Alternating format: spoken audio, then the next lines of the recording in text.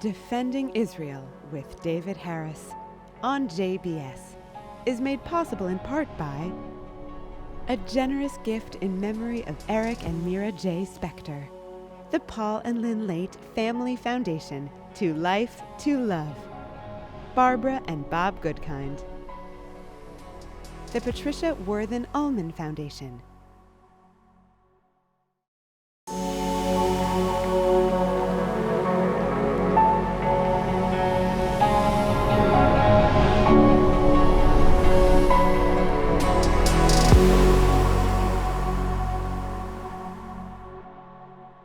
Hello JBS viewers, I'm David Harris and welcome back to Defending Israel. And speaking of welcoming back, we are once again, by your popular demand, welcoming back Dalia Ziada. Most of you have heard her before. You've learned a lot, as have I. There's a lot going on we want to talk about. So Dalia, thank you for joining us once again. Thank you so much, David. Always an honor and a pleasure to be with you on this show. So first of all, I want to remind viewers that Dalia had to flee her native Egypt after October the 7th because of threats she was receiving. She came to the United States. She filed for asylum. And Dalia, tell our viewers what's happened since. The big surprise is that I got the asylum, and actually some people are wondering, oh, how can you get it at a time, when the administration is seemingly, according to what we read in the news, is just pushing people out. But actually, I believe because they push the bad people out fast, people like me who deserved it got the chance to get it on time, before it's too late, without having to wait for years, waiting for the backlog to clear in order to take my turn. So I believe my case speaks a lot about what the new policies on asylum and immigration are doing. Well, it's certainly a great addition to us, the United States of America, and I'm happy that you're here, and hopefully one day we can welcome you as a citizen of the United States as well, but one step at a time.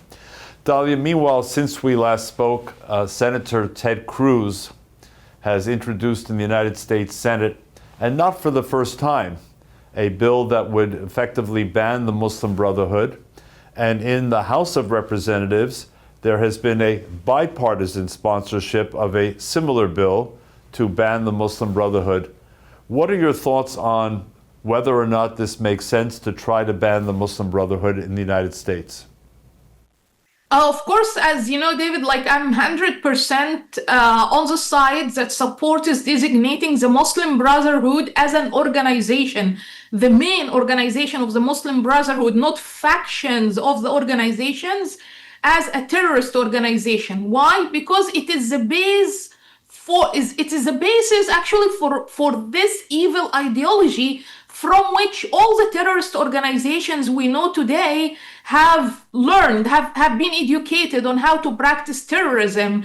This is the ideology they use and they depend on also while recruiting supporters.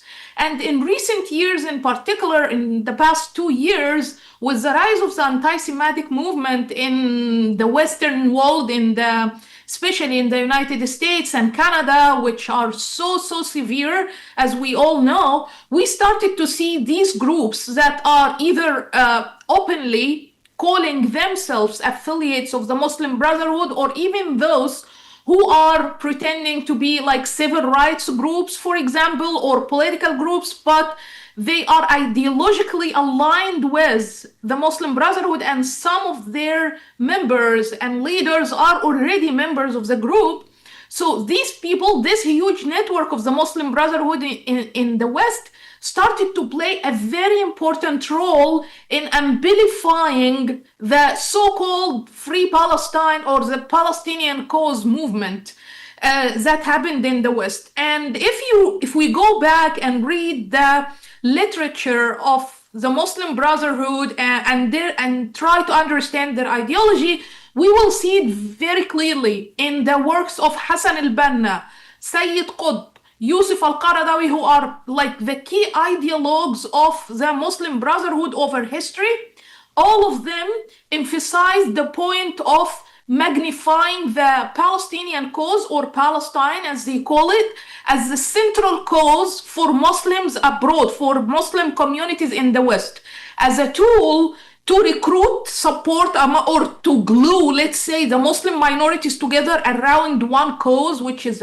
Palestine, and also to recruit support from other groups outside the Muslims who can easily sympathize with the situation. If you go to them and say, there are people dying in war, women and children are dying in war, it's easy to sympathize with that without understanding actually that they are in fact supporting the ideology of the Muslim Brotherhood. So this is what the Muslim Brotherhood has done in the past 3 years. And we started to say today, actually, these days, as we speak, now they are tuning up the calls for globalizing the Intifada.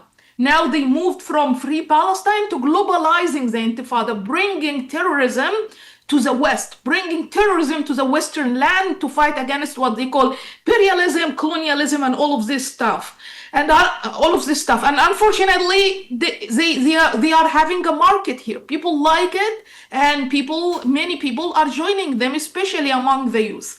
So it's time now. If not now, then when? If we don't designate the Muslim Brotherhood now to stop their attempt to do what I like to describe the Palestinization of the American politics, if we don't stop them now, then when?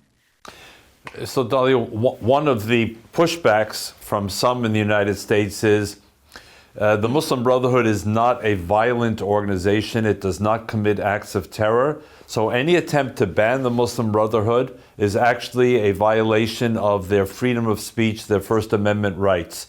Dalia Ziada says in response. Oh, okay. It's a good point. And it's mainly the main point that's used in arguing against any calls for designating the Muslim Brotherhood. But the response is very easy.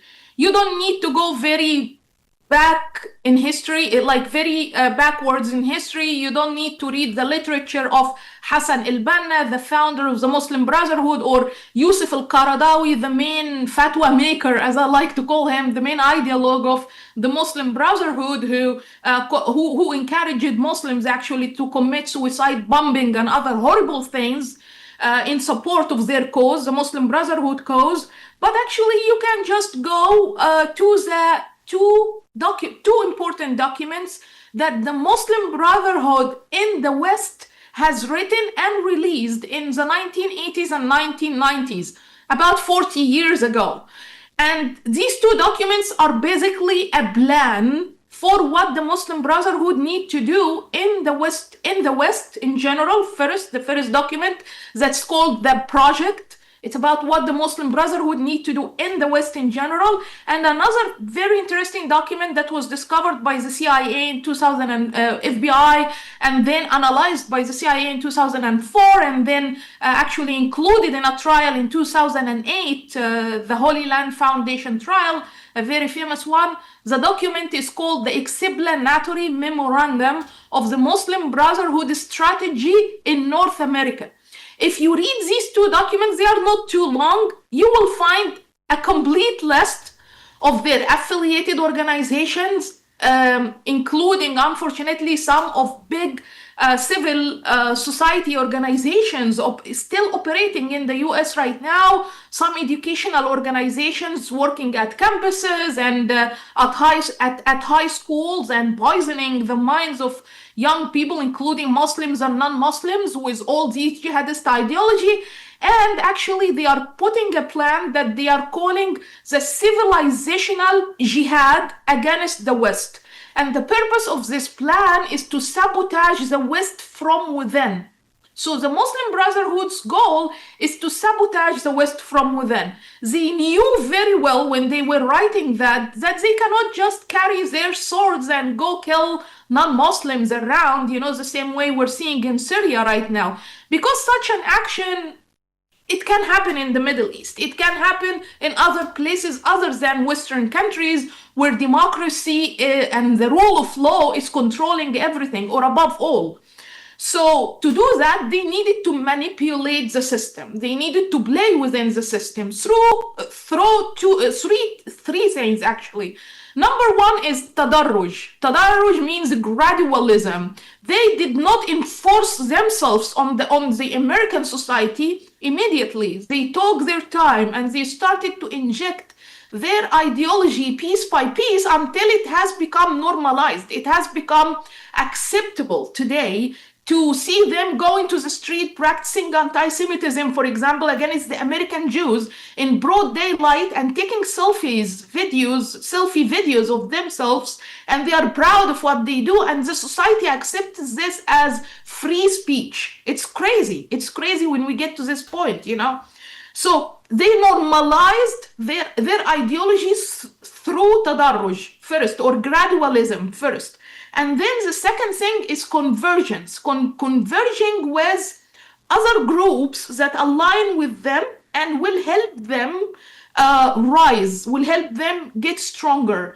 And now we are seeing what I would like to call the sinful marriage between radical Islamists and the radical left. The Marxists and the Islamists, the Muslim Brotherhood ideology and the Marxist ideology.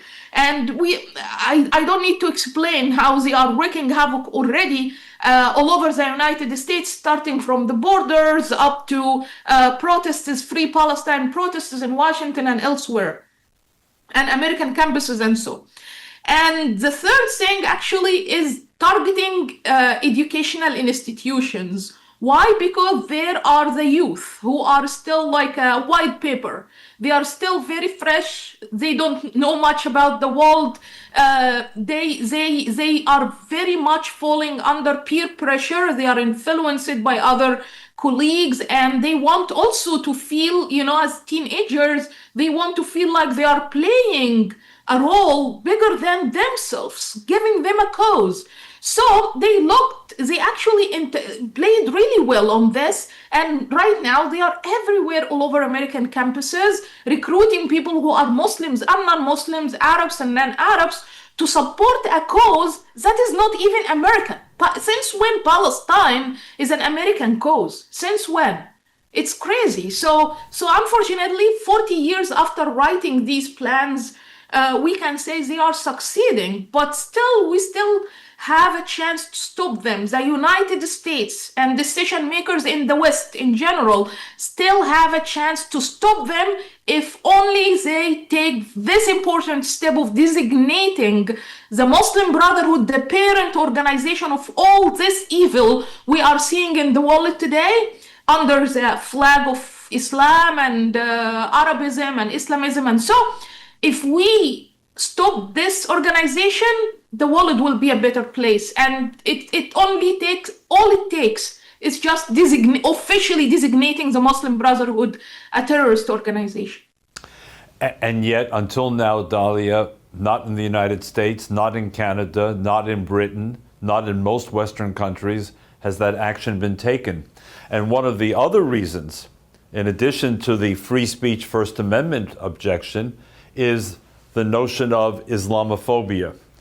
How do you respond as a devout Muslim to the use of the term Islamophobia in a situation like this?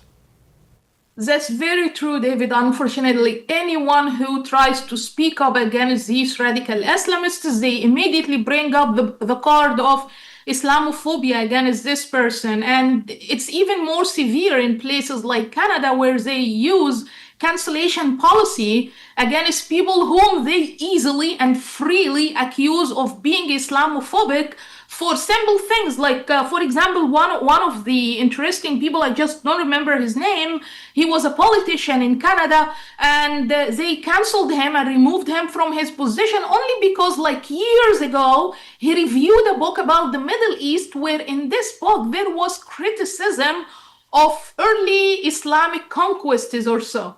So or early conquests in early Islam, the conquests that were done in early days of Islam, I mean. So it's very interesting that how they are using it so freely against people. But there are two factors to contribute to this. First, people don't understand what really Islamophobia is. Of course, I wouldn't say, to be honest, Islamophobia does exist, but it exists for a reason. It exists because of the practices of Islamists in the West. The practices of Islamists that, for example, when people, like in the UK, we see this very often. People stand in the street, pray in the middle of the roads, stop life, stop people from going to their businesses just because they want to pray in the street, in the middle of the car's road. It's why should the people be fine with that and accept that? So, and plus, of course, all the terrorist attacks and so that has been practiced against non-Muslims, the rape of women in Western countries, especially in Europe and the UK, it's horrible. So there comes why people started to hate Muslims and to see Muslims as a threat. Maybe hate is a very strong word, but to see them as a threat to their own life, to their individual freedoms in the West.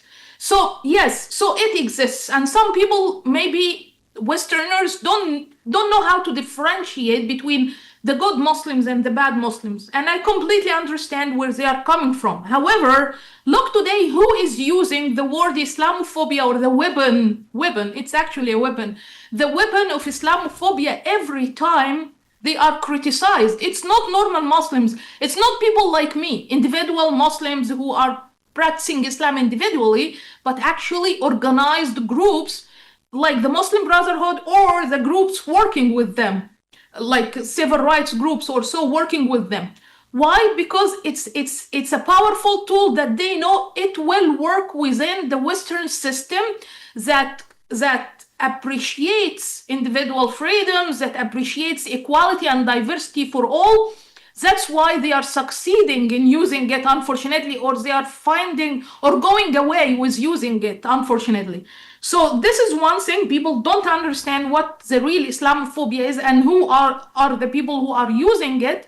And the second thing has to do with something which supposedly should have always been a factor of strength for America and for the United States and Canada and Western societies in general, which is democracy and free speech and open society.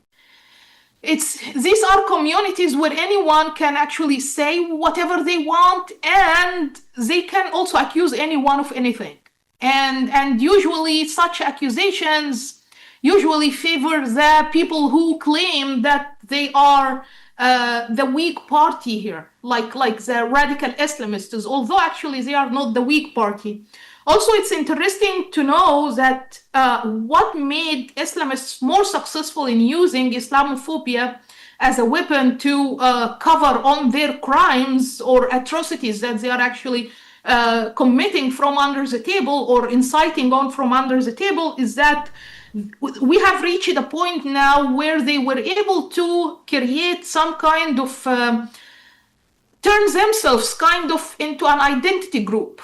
Islamists are now like a specific identity group, and with identity politics that are happening especially in the US in the past few years, and 5 years or 10 years or so, they found a good place for themselves among this woke movement and radical left movement and so, and they are introducing themselves as an identity group. So it's really interesting, and from there, actually, I think we need to study the new Islamists, if we can call them, in a different way from how we studied the previous Islamists or the previous generations of Islamists in the West.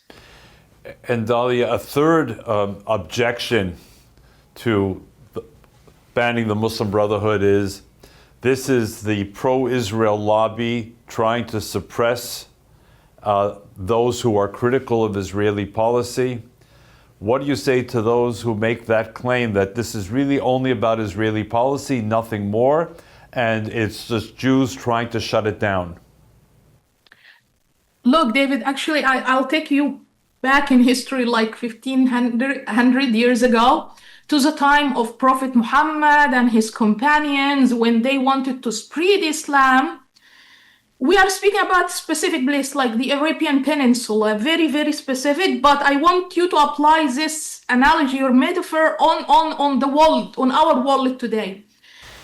They are one tribe, and they want to spread their religion or ideology to all the other tribes in order to gain political power over all these other tribes and rule the Arabian Peninsula at that time and become the most powerful tribe in this world, in their world at that time. The only group or the only tribe that stood against them were the Jewish tribes at that time.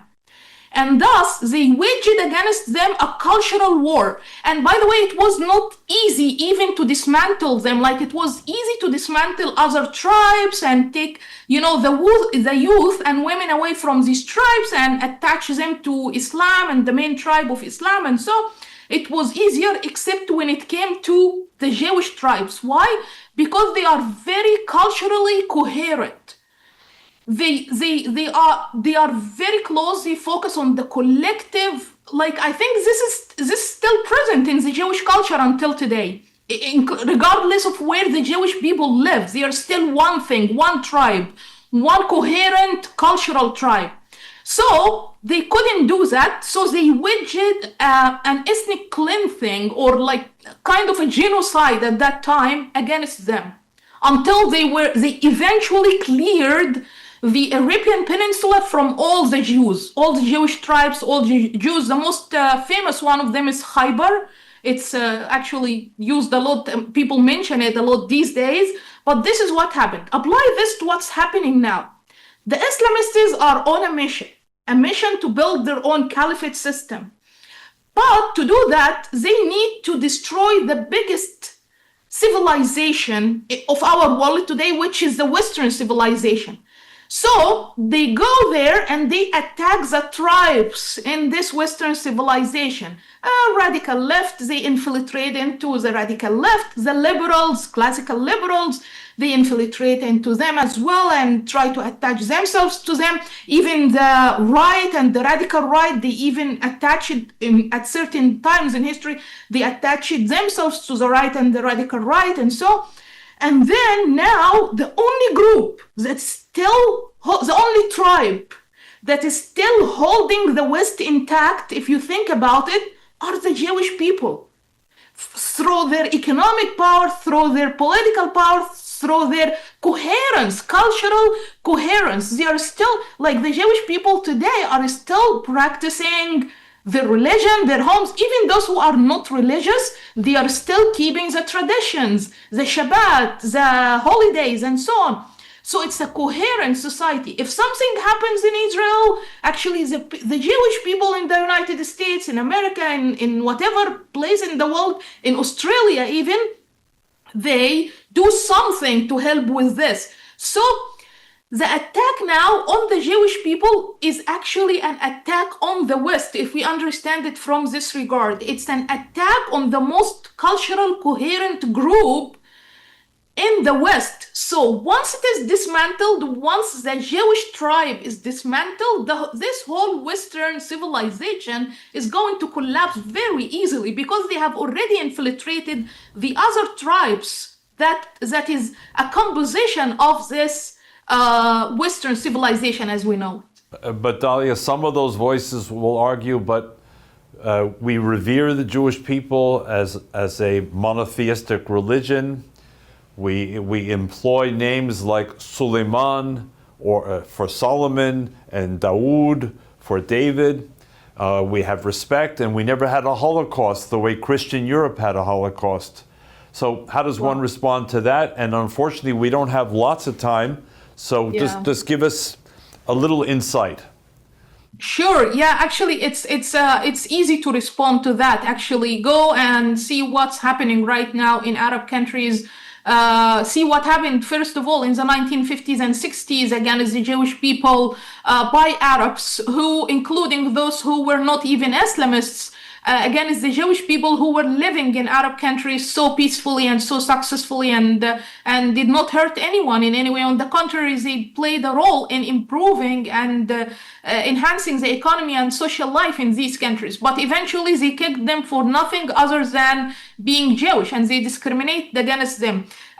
The tribal story I told you about from the time of the Prophet and his companions is also very telling about this systematic anti-Semitism that's happening against the Jews by Muslims since early times. And right now, the discrimination that's happening, not discrimination, real practices of hate, actually, anti-Jewish people in America, in the United States, in Canada, in Europe, and so are not just happening by accident. They are coming from a deep, deep ideology of hate that is motivating people to do such actions. So any claims that, oh, we are also Muslims love the Jews or are okay with the Jews, unfortunately, among the overwhelming majority, this is not the case. We just have a few moments left, but I need to ask you, in the context of everything you said, when you watch what's happening where I'm sitting in New York City with the mayor's race and the success so far of Zohran Mamdani, do you see this as in any way linked to what you've been talking about, or do you see this as somehow separate from everything you've been talking about briefly? It's very, very linked. New York is the home for the majority, for the majority of Jews in the world. Like the largest number of Jewish people in the world are in New York. And if you put this in the frame of the cultural fight, the cultural jihad I just told you about, yes, what's happening now is a cultural jihad. Unfortunately, Mamdani represents the perfect combination of the Red-Green Alliance. He's post-socialist and Islamist. His background, his mingling among these groups of neo-Islamists and neo-Marxists we are dealing with today, the causes he adopts, and so makes him like the perfect point of or perfect like on the forefront actually of this fight, of this cultural jihad fight. He could be the perfect point or the perfect weapon, if the word is right, to fight with at the first step in this bigger cultural battle. Dalia, we have essentially no time left, but as we wrap up, list for us the countries in the Middle East that have so far banned the Muslim Brotherhood, as you remember. Yeah, actually, it's ironic. I know it's that in the Arab world, where Arab countries, where the Muslim Brotherhood were first born, are the countries that are more active on designating the Muslim Brotherhood terrorist organization, pushing them out of their countries, while in the Western world, where these people are openly declaring jihad on their civilization, the Western civilization, they are still hesitant to do the same with them. So Egypt, the Muslim Brotherhood was born in Egypt nearly 100 years ago. Egypt has banned the Muslim Brotherhood. Jordan? Egypt banned the Muslim Brotherhood. Jordan recently banned the Muslim Brotherhood. Saudi Arabia, United Arab Emirates, and Bahrain all have already banned the Muslim Brotherhood. So again, the theme of this conversation is the Muslim Brotherhood has penetrated North America. There is now legislation before the U.S. Congress in both houses that would ban or designate the Muslim Brotherhood as a terrorist organization. You, Dalia, support that effort. In our shared work with ISGAP, the Institute for the Study of Global Anti-Semitism and Policy, ISGAP is laying the intellectual groundwork for the case. I know you're involved, and viewers, I hope, will follow the work of Dalia Ziada and ISGAP as this case is made on the Muslim Brotherhood. Dalia, as always, I thank you. You're a treasure. We learn so much from you each and every time. I hope you'll come back before long to defending Israel. And thank you so much for not just your wisdom, but every bit as much for your passion and for your courage. Thank you so much, David, for giving me the platform and the voice to deliver these ideas to the world. Thank Always. you. Viewers, you've been listening to Dalia Ziada, human rights activist from Egypt, now having received asylum in the United States. And I am David Harris. This is Defending Israel, and I look forward to seeing you again next week. Bye-bye.